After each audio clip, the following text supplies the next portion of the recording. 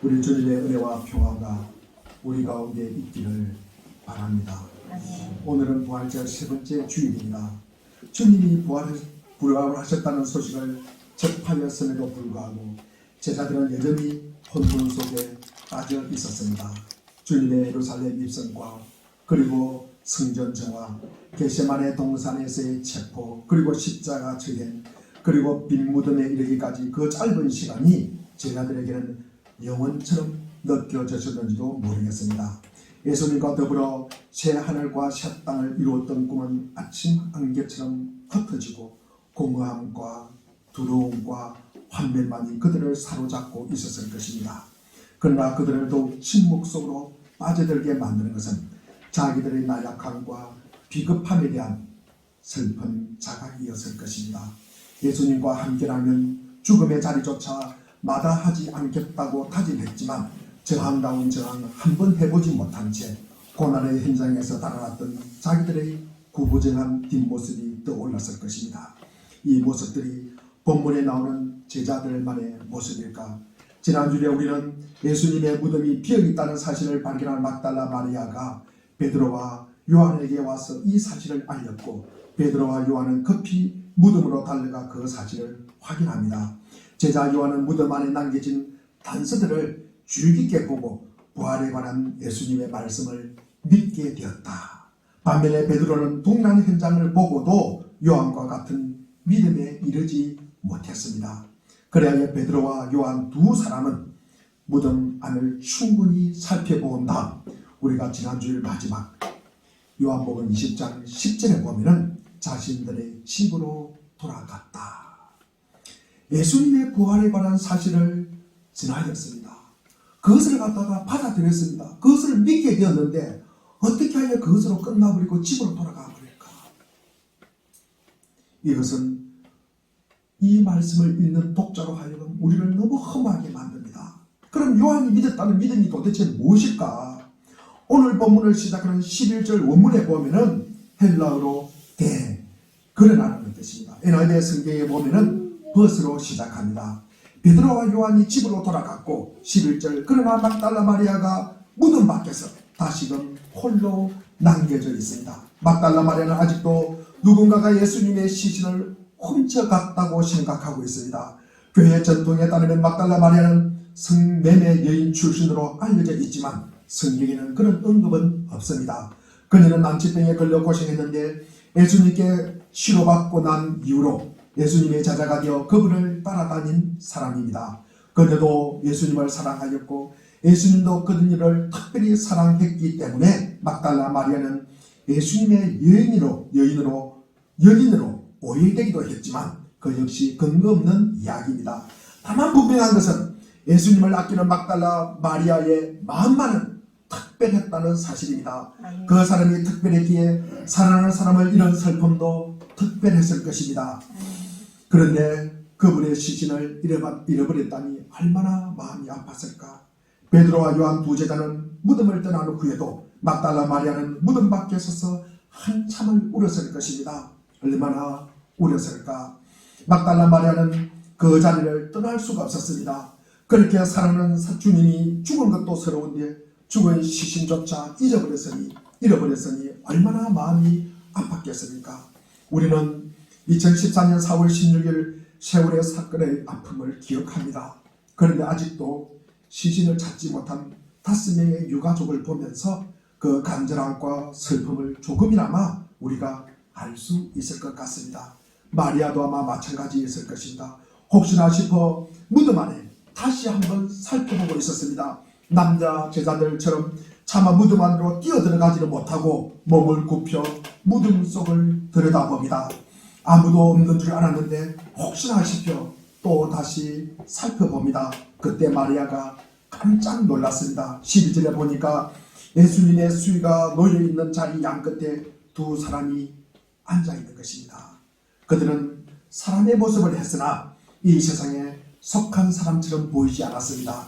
마리아는 천사에 대한 이야기를 많이 들었지만 그런 존재가 실제하는 자에 대해서는 확신이 없었습니다. 그런데 무덤 안에 앉아있는 두 사람을 보는 순간 마리아는 사람들이 천사라고 부르는 존재가 이런 삶을 두고 하는 것이구나 라고 직감적으로 느낄 수가 있었습니다. 그들이 마리아에게 묻습니다. 13절에 보니까 여인아 왜 우느냐. 마리아는 뭔가 대답을 얻을 수 있을 것 같은 희망에 누가 우리 주님을 가져갔습니다. 어디에 두었는지 모르겠습니다 라고 대답을 합니다. 마리아는 그 천사들이 어떤 대답을 주기를 기다리지만 답은 없습니다. 다만 천사들은 눈짓하여 뒤를 돌아보라고 신호를 줍니다. 마리아가 뒤를 돌아보자 어떤 사람이 서 있습니다. 그 남자는 마리아에게 묻습니다. 15절에 여인아 왜 울고 있느냐. 누구를 찾느냐.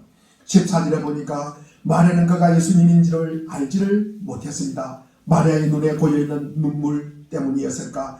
마리아는 그 사람이 동산을 지키는 사람인 줄 알았습니다. 그래서 묻습니다. 15절에 보니까 여보세요. 당신이 그분을 옮겨갔거든. 어디에 두었는지 말해주십시오. 내가 그분을 모시겠습니다.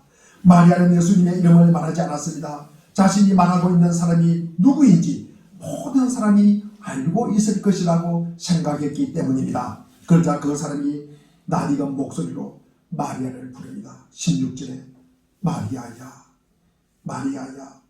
자신의 이름을 부르는 음성을 듣는 순간에 마리아는 그 사람이 동산지기가 아니라 바로 자신이 찾던 예수님이라는 사실을 알아차립니다. 마리아는 기뻐서 라보니 선생님하고 부르면서 그분을 끌어안으려고 합니다. 예수님은 마리아의 행동을 제지하며 이렇게 말합니다. 17절에 보니까 내게 손을 대지 말아라. 내가 아직 아버지께로 올라가지 않았다. 이제 내 형제들에게로 가서 이러기를 내가 나의 아버지 곧 너희의 아버지 나의 하나님 곧 너희의 하나님께로 올라간다라고 말하리라. 마리아는 내밀었던 손을 멈칫 거두어들이고 행복한 표정으로 주님을 바라봅니다.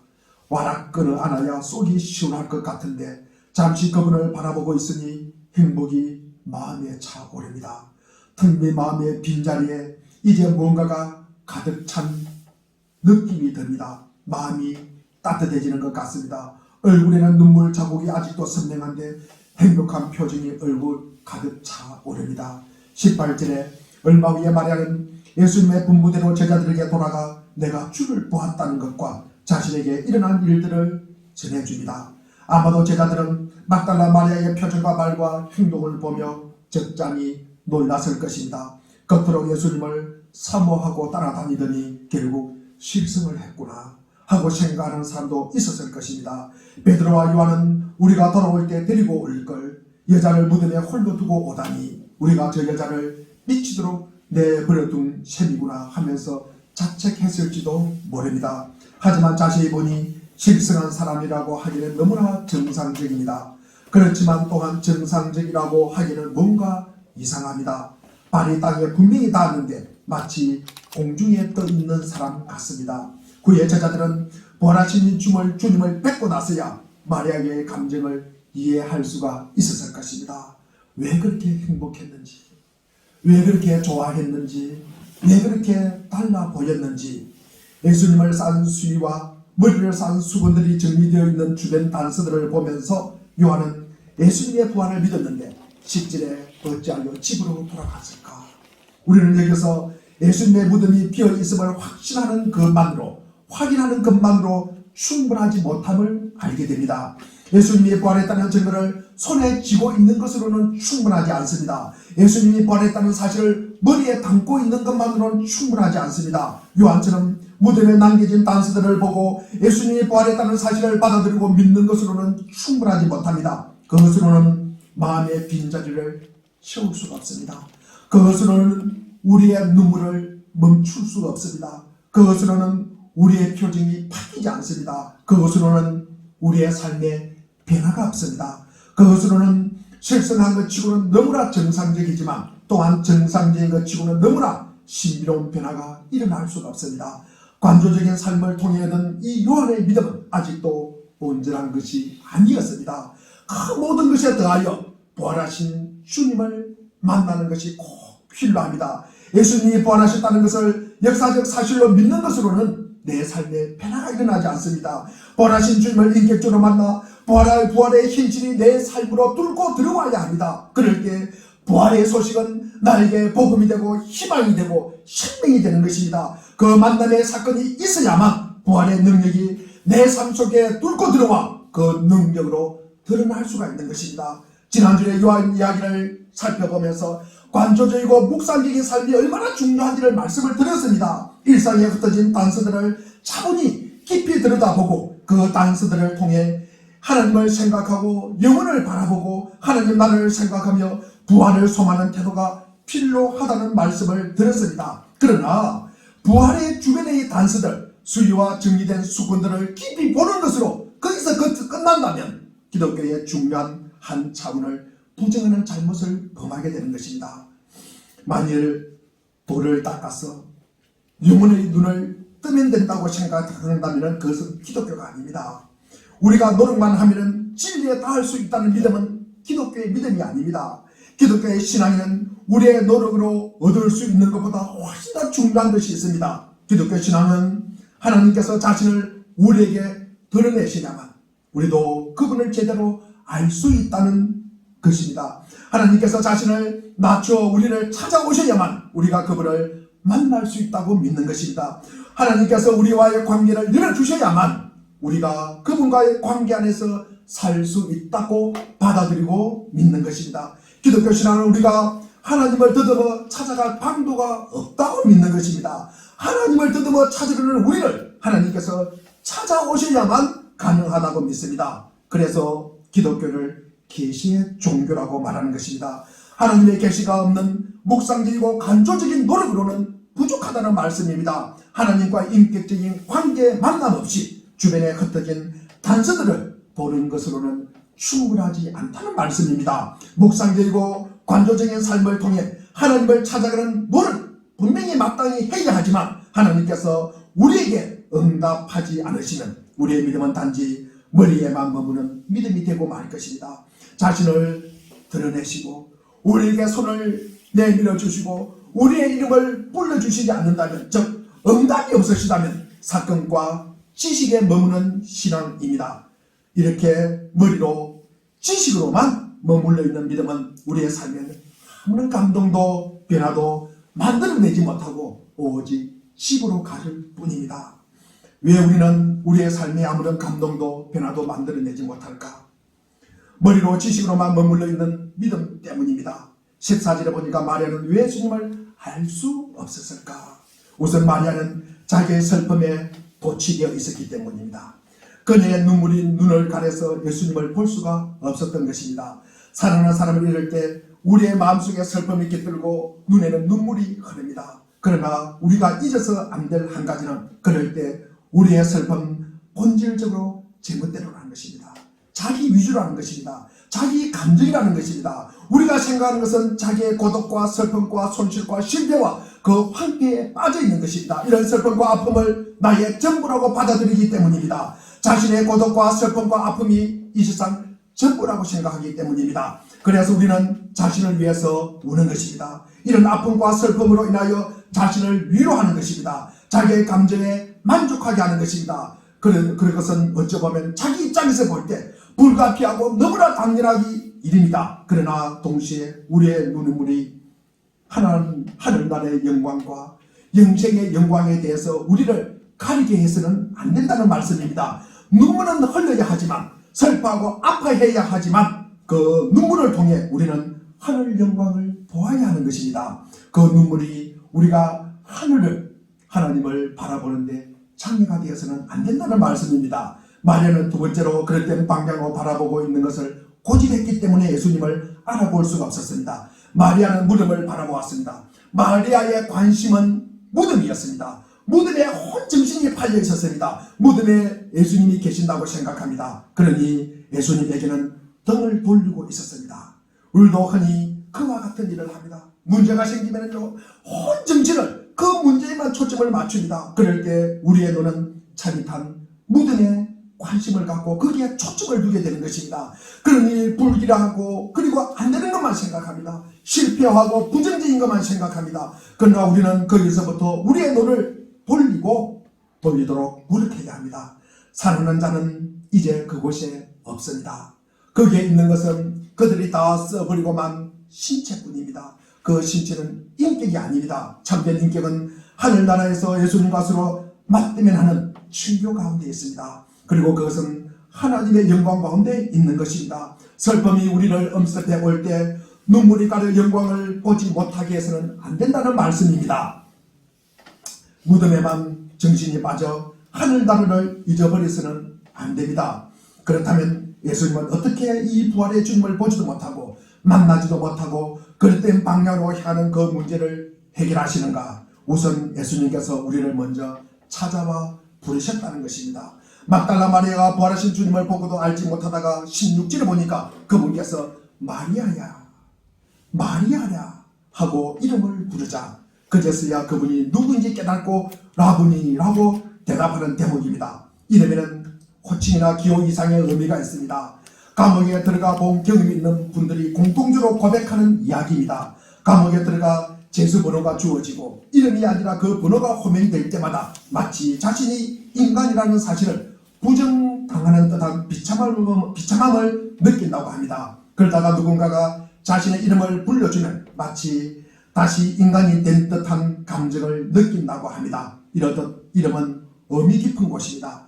그러므로 자신의 이름을 다른 사람에게 알려주는 것은 자신을 그 사람에게 개방한다는 뜻이고 마음을 담아 다른 사람의 이름을 불러주는 것은 그 사람에게 다가가고 싶다는 따뜻한 열망의 표현입니다. 이 대목에서 우리는 김춘수 시인의 시 꽃을 생각할 것입니다.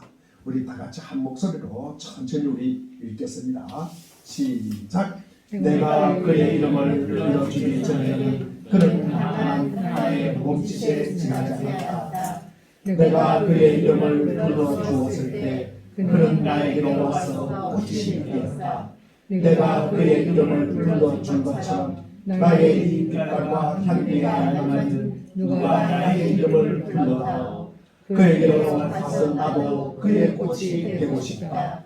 우리는 모두 무엇이 되고 싶다. 너는 나에게 난 너에게 잊혀지지 않는 하나의 눈짓이 되고 싶다. 그렇습니다. 상대방의 이름을 불러주는 것은 그 사람과의 관계가 시작되었다는 뜻입니다. 관계가 이루어져야 비로소 우리는 그 사람을 진실로 알 수가 있는 것입니다. 그리고 그렇게 인격적인 관계가 만들어져야만 그 관계가 나에게 영향을 미치게 되어 있습니다.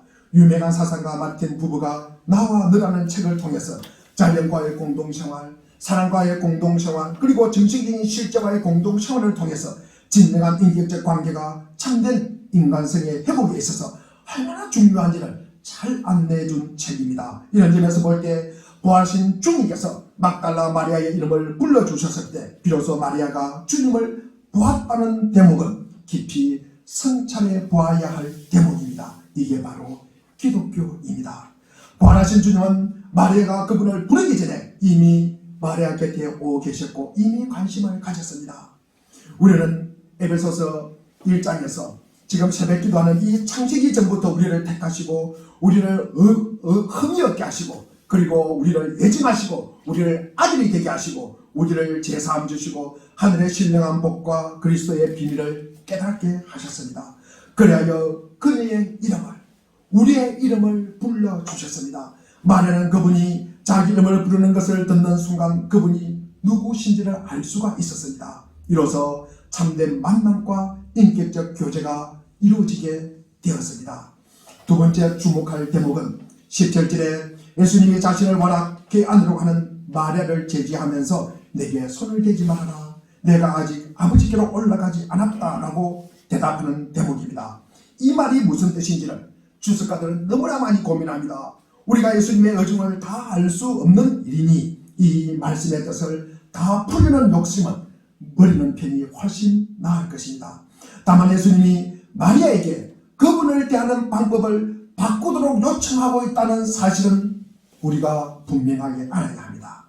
육신을 입고 계실 때 예수님을 대하는 방법과 그리고 부활하신 주님을 대하는 방법이 달라야 한다는 것입니다. 부활하신 주님은 손으로 만져 확인할 수 있는 존재가 아닙니다. 부활하신 주님은 마음으로 느껴 알 수 있는 분입니다. 육안으로 볼 수 있는 분이 아니라 영혼의 눈으로 볼 수 있는 분입니다. 그러므로 이 대화를 통해 예수님은 막달라 마리아를 영적으로 한 차원 끌어올리는 셈입니다. 마리아에게 이름을 부르셨어. 자신을 드러내신 부활의 주님은 마리아에게 영적으로 그분과 함께 교제하는 방법을 우리에게 가르쳐주고 있습니다. 지난주를 갈릴리를 유랑하면서 나누던 이 사귐의 추억은 이제 추억으로 간직해야 할 것입니다. 이제 손으로 만질 수 없는 영적 존재이신 주님을 새롭게 대하고 그분과의 사귐을 통해 세상을 새롭게 보게 되었고 부활하신 주님과 영적 교제 속으로 들어가게 되었습니다. 중요한 것은 육체로 만질 수 있는 것이 아니라 영과 영으로 접촉한다는 것입니다. 초대교회의 막달라 마리아는 무시 못할 중요한 인물이 되었습니다. 비록 12사도 명단에 들지 못하지만 어쩌면 베드로와 쌍벽을 이룰 정도로 중요한 역할을 감당했습니다.